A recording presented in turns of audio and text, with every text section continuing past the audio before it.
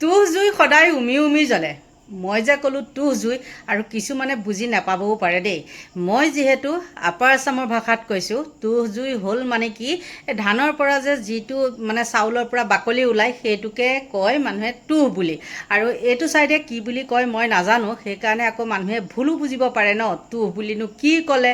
গতিকে সেইটোকে ক'লোঁ। সেইটো বস্তুৰে মানে জুই ধৰিলে কি হয়, উমি উমি উমি উমি জ্বলি থাকে। আগৰ দিনত মানুহে জুইডাল ৰাখিবৰ কাৰণে হ'লে তুহ অলপ জাপি থৈ দিয়ে, আৰু তাতেই কি কৰে, জুই এডাল লগাই থৈ লাহে লাহে লাহে লাহে জ্বলি থাকে। আৰু সেই যেতিয়া কেওফালে শুকান হৈ যায়, বেছিকৈ ভিতৰেদি তাপটো সোমাই সোমাই গৈ থাকে, তেতিয়া একদম জুইডাল ভমককৈ কোনোবা সময়ত জ্বলি যায়। সকলো বন্ধু বান্ধৱীকে নমস্কাৰ জনাইছোঁ আৰু আৰম্ভ কৰিছোঁ মোৰ অন্য এটি নতুন ভিডিঅ'। আৰু মই যে ক'লোঁ তুহ জুই, আৰু এই তুহ জুই কথাটো কিয় ক'লোঁ, আপোনালোকেতো চাগে ভাবিছে মানুহজনীয়ে তুহ জুই কথাটো কিয় ক'লে। কিন্তু মেইন কথাটো কি জানেনে, আমাৰ বিজেপিৰ ভিতৰ চৰাত বিজেপিসকলৰ ভিতৰত তুহ জুই নিচিনা মানে জুই জ্বলি আছে জ্বলি আছে। এতিয়া কি হৈছে জানেনে, দুই দলৰ ভিতৰত আৰু এতিয়া দুই বিজেপি মানে বিজেপি আৰু পুৰণা বিজেপি, দুই বিজেপিৰ মাজত লাগিছে এতিয়া গৃহকন্দল। আৰু তেওঁলোকে যিমানেই উস্তাদি মাৰি কথা নকওক, আমাৰ মাজত একো হোৱা নাই। দিলীপ শইকীয়াইতো কৈ আছে মই RSSৰ আমুক হয় তামুক হয়, কত যে কি কৈ আছে। কিন্তু কি হৈছে জানেনে, তেওঁলোকৰ ইতিমধ্যে চিচিং ফাক হৈছে, সকলোখিনি ওলাই গৈছে। আৰু তাৰ প্ৰমাণ প্ৰথমটো বহিঃপ্ৰকাশ ঘটিছিল ক'ত, নলবাৰী বাহজানীত। আপোনালোকে সকলোৱে জানে এই বাহজানী কথাটো মই কৈয়ে থাকোঁ, আৰু কোনো কাৰণতে এইটো মই পাহৰিব নোৱাৰোঁ। কিয় পাহৰিব নোৱাৰোঁ, সেই দিলীপ শইকীয়া হৈ পেলাই মই যেতিয়া দিলীপ শইকীয়া প্ৰথম সভাপতি হৈছিলে, আৰু ময়ো শুনিছিলোঁ যে তেওঁ এজন ভাল মানুহ, কিন্তু সেই তাত গৈ যেতিয়া লাগিছিলে আৰু পিছ মুহূৰ্ততে তেওঁ ইমানখিনি হোৱাৰ পিছত কৈ দিছিলে কি সেইখন মুখেৰে, যে আমাৰ মাজত একো হোৱা নাছিলে। আপোনালোকে নিজে দেখিছিলে সকলো চেনেলবিলাকতে। আৰু সেই তেতিয়াৰ পৰাই তেওঁৰ প্ৰতি একদম ইমান বোকাত মিছা কথা ক'ব পাৰে ন, এজন বয়সস্থ মানুহ হৈ ইমান মিছা কথাটো সহ্য নহয়। আৰু মই যিহেতু মিছা কথা নকওঁ, আৰু যেতিয়া মই সেই মানুহজনক বিশ্বাস কৰি মানুহজনৰ হৈ ভিডিঅ' বনাইছিলোঁ যে ভাল মানুহ এজন আহিছে, আৰু হয়তো অকণমান মানে বিজেপিৰ ভিতৰ চোৱাটো অলপ ভাল হ'ব সেই বুলি ভাবিছিলোঁ। কিন্তু তেওঁ আহিয়ে উল্টা পাক মাৰি দিলেহি, আৰু তেওঁ এতিয়া নিজ মুখেৰে স্বীকাৰ কৰিছে তেওঁ বোলে RSSৰ একদম মূল মানুহজন বুলি। তেওঁ নিজ মুখেৰেই কৈছে কিন্তু কথাটো দেই। গতিকে তেওঁ প্ৰথম সভাপতি হৈ পেলাই যিটো ফাঁকি কথা ক'লে, সেই ফাঁকি কথাটোৱে তেওঁক বহুত মানুহখিনিৰ পৰা মানে আঁতৰাই লৈ গুচি গ'ল, আৰু কোনেও তেওঁক এতিয়া বিশ্বাস নকৰা হ'ল। মই যেনেকৈ বিশ্বাস নকৰোঁ, আৰু বহুত মানুহে তেওঁক বিশ্বাস নকৰা হ'ল। যি কি নহওক বাৰু, তেওঁ কিবা এটা পৰিস্থিতিত পৰি ফাঁকি কথা এটা কৈছিল নহয়নে। কিন্তু তেওঁ তাৰ পিছত কৰিব লাগিছিলে দলীয় কাম কাজ যিবিলাক ভুল হৈ আছে সেইবিলাক ঠিক কৰিব লাগিছিলে, আৰু তেওঁ তাকে নকৰি পেলাই কি কৰিছে, সস্তীয়া জনপ্ৰিয়তা কিছুমান সৰু ল'ৰা ছোৱালী ধেমালি নিচিনা কৰি পেলাই তেওঁ মানে গৌৰৱ গগৈক আক্ৰমণ কৰি থাকে। য'তে যায় গৌৰৱ গগৈ। সেইদিনাখন শিৱসাগৰত গ'ল, তাতো কিবা গৌৰৱৰ কথা, সেইদিনাখন মঙলদৈত গ'ল, তাতো গৌৰৱৰ কথা। এইবিলাক ভাল নালাগে ন। বয়স হৈছে, বয়স হোৱাৰ পিছত মানুহ অকণমান সংশোধন হ'ব লাগে।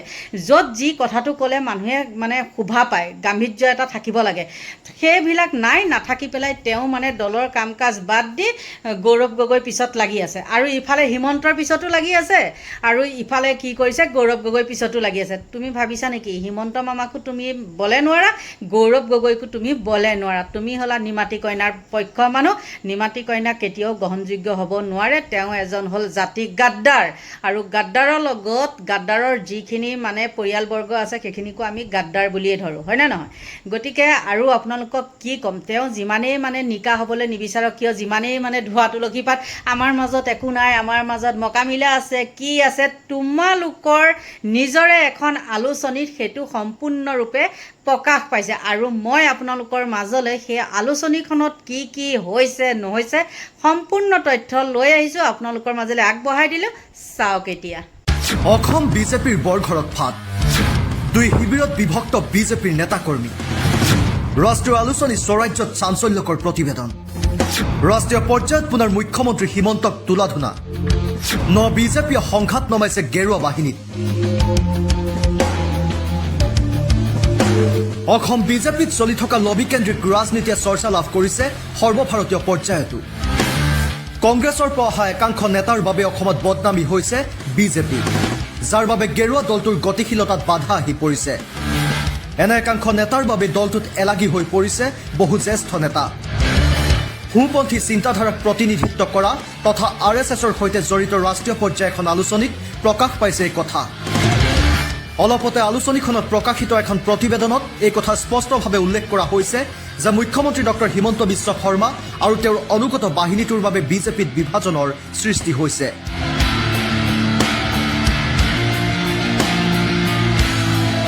বিজেপিৰ পুৰণি কৰ্মী দিলীপ শইকীয়াক সভাপতিৰ দায়িত্ব দি নপুৰণিৰ সংঘাত দূৰ কৰাৰ চেষ্টা চলোৱা হৈছে যদিও সভাপতি শইকীয়াক আদৰি লোৱা নাই মুখ্যমন্ত্ৰী হিমন্তৰ অনুগত বাহিনীটোৱে আলোচনীখনত এই কথা উল্লেখ কৰা হৈছে যে মন্ত্ৰী জয়ন্ত মল্ল বৰুৱা পীযুষ হাজৰিকাৰ দৰে বিজেপি নেতাই দলটোৰ পুৰণি কৰ্মী ৰাজেন গোহাঁই মৃণাল শইকীয়া সন্দৰ্ভত কৰা মন্তব্যই দলটোক ক্ষতিগ্ৰস্ত কৰিছে আলোচনীখনৰ প্ৰতিবেদনত স্থান পাইছে নলবাৰীৰ প্ৰাক্তন বিধায়ক অশোক শৰ্মাই দলত্যাগ কৰাৰ প্ৰসংগও তেনেদৰে বিধায়ক ৰূপজ্যোতি কুৰ্মীৰ আচৰণক নিন্দা কৰাৰ লগতে এই ক্ষেত্ৰত সভাপতি দিলীপ শইকীয়াই লোৱা কঠোৰ পদক্ষেপক প্ৰশংসা কৰা হৈছে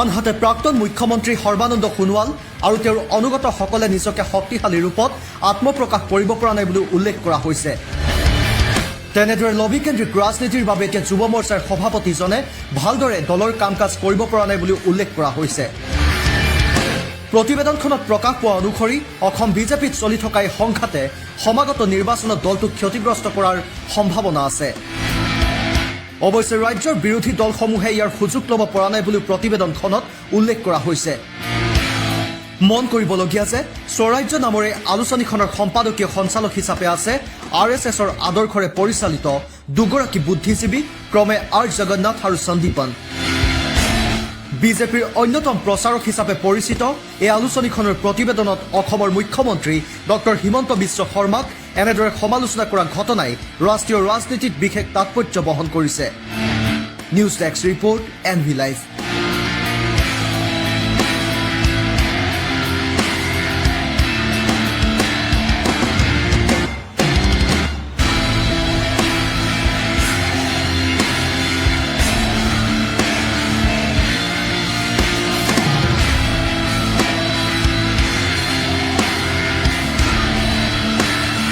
जोश में थोड़ा भैया होश भी थोड़ा राखो इतना जोश भी ठीक नहीं है थोड़ा होश भी राखो এটা কথা আমি সকলো অসমীয়াত ফকৰা জনা আছে যে ভবা কথা নহয় হিদি বাটত আছে কণা বিধি চাওক প্ৰথমতে মই কাৰো কথাৰ প্ৰতিক্ৰিয়া দিব বিচৰা নাই কিন্তু মই সগৰ্বে ক'ব বিচাৰোঁ মই এজন RSSৰ স্বয়ংসেৱক মোৰ হিৰাই হিৰাই RSS সমাহিত হৈ আছে RSS মানে সৰ্বজন হিতায় বহুজন হিতায় মোক 37 বাৰ ব্লাড ডোনেট কৰিবৰ কাৰণে কোনোবাই শিকাইছে RSS শিকাইছে দেশৰ বিপদৰ সময়ত ৰাহুল গান্ধীৰ তেতিয়াৰ সমষ্টি ৱাইনাডত যদি সেই বিপদৰ সময়ত কোনোবাই সহায় কৰিবলৈ আগবাঢ়ি গৈছে RSS আগবাঢ়ি গৈছে সিদিনা আহমেদাবাদত যি ঘটনা হ'ল সিদিনাও যদি কোনোবা প্ৰথমতে সেৱাৰ কাৰণে আগবাঢ়ি গৈছে